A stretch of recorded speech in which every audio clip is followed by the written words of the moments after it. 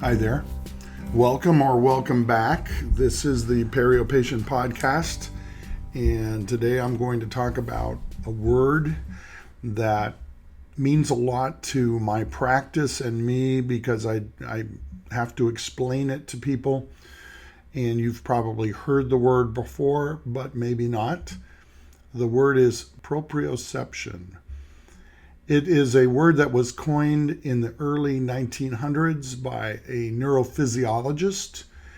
It breaks out into proprio from the Latin meaning oneself, seeing oneself, proprio, me. And then he added the word reception. So understanding myself, receiving myself, proprioception is understanding where my body is in space and time. It also has another word, kinesthesia. And this word comes from Greek. Kinein is to set in motion or to move. And a lot of times this word has to do with muscles, movement. And esthesia is feeling. Anesthesia is not feeling. So kinesthesia is feeling the motion or knowing where your body is. And that's the words are proprioception, kinesthesia. Now, why am I interested in this?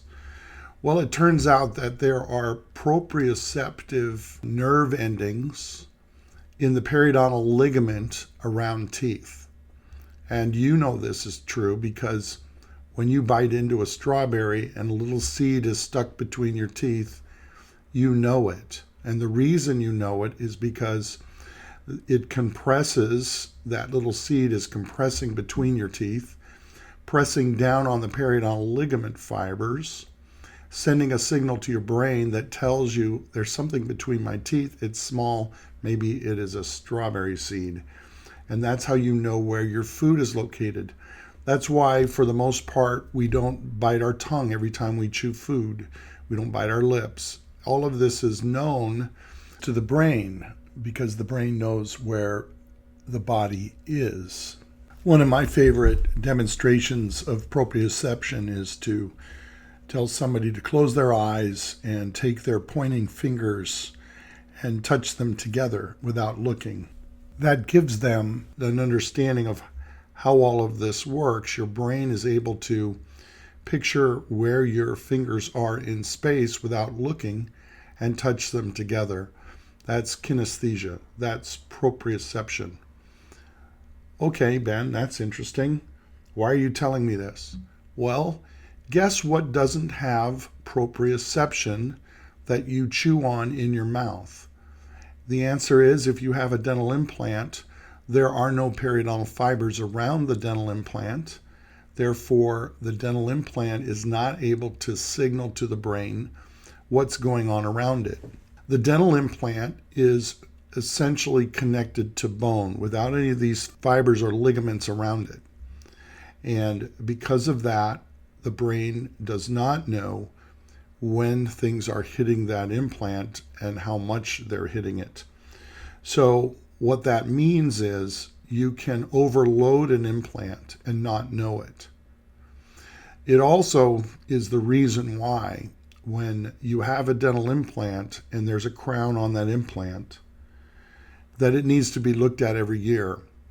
Your dentist needs to check to make sure there's a little space between that implant and the opposing tooth in comparison with teeth that surround that implant.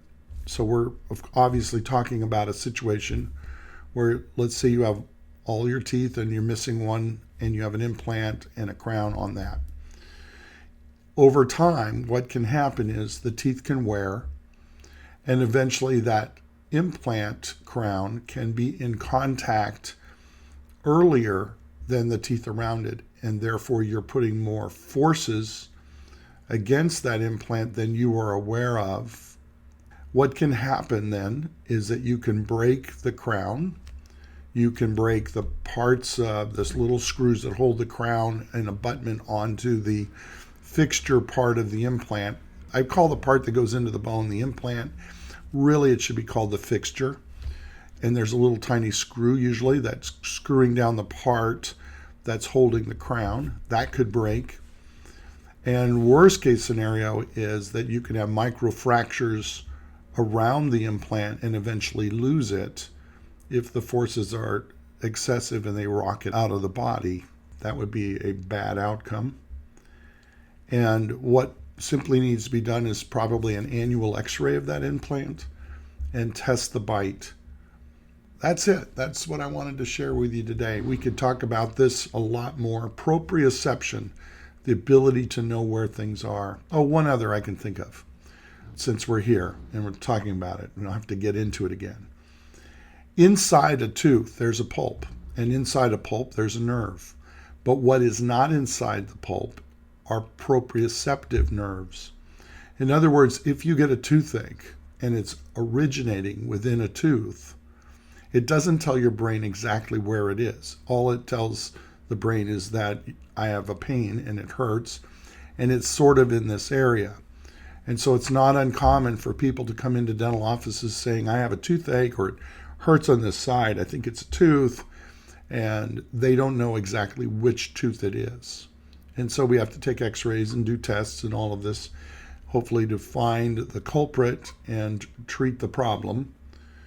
But that's the reason it's not as clear. Now, if the pulp dies, it goes long enough to where there's nerve death, all of that content within the tooth can be taken over by bacteria. Bacteria will colonize and will leak out of the tip of the root where it comes in contact with the blood supply in the bone. And at that point, a fight ensues, and the white blood cells are fighting the bacteria, but the bacteria are not controlled because they are housed within the tooth, and the white blood cells can't get up there to eradicate them. At that point, irritation occurs around the tooth where you have proprioceptive fibers. Now, all of a sudden, the quality of the toothache turns to, this tooth hurts when I touch it. I can't bite on this tooth, it hurts. Well, that's an indication of a pulp that's died. Anyway, that's the difference between pulpal pain and gum pain. Gum pain is sort of sore gums and doesn't really tell people a lot about what's going on with regards to bone loss around teeth. It's a low-grade kind of thing, and a lot of people can ignore it for years, and then it's found later on when teeth are starting to wiggle and move, that could be sore. Anyway, that's it. Thanks a lot. Again, thanks for listening. If you like this podcast, please give it a 5-star review and share it with your friends, and come on back later and we'll keep talking. This is the Perio Patient Podcast, episode number 49 on proprioception. Bye.